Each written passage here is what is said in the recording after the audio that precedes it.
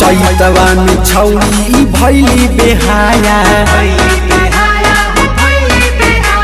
आ रोजे सामान मंगबे नया नया। चैतवा में छौरी भैली बेहाया रोजे सामान मंगबे नया नया। अपन यार संगे रहेली अड़ल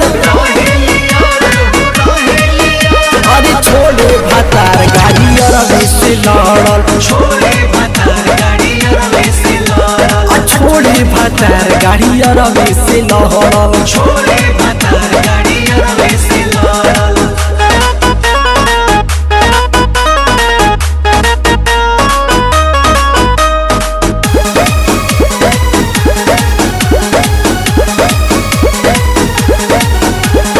एकर भतारे रहिला बाहर हो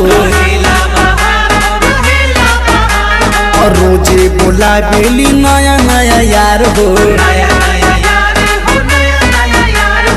एकर भतारे रहिला बाहर हो और रोजे बोला बेली नया नया यार हो। और दिन पे दिन एकर साइज अब बढ़ल छोड़े भतार गाड़ी अरबे से लड़ल छोड़े भतार गाड़ी अरबे से लड़ल छोड़े भतार गाड़ी अरबे से लड़ल छोड़े भतार गाड़ी अरबे से लड़ल अरबे से लड़ल अरबे से लड़ल।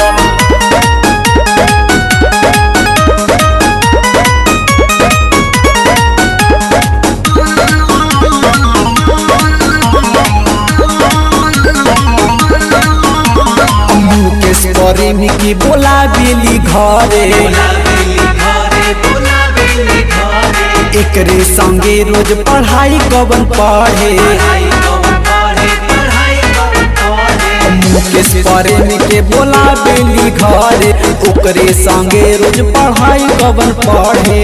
एकर भतार रोज एकरे से लड़ल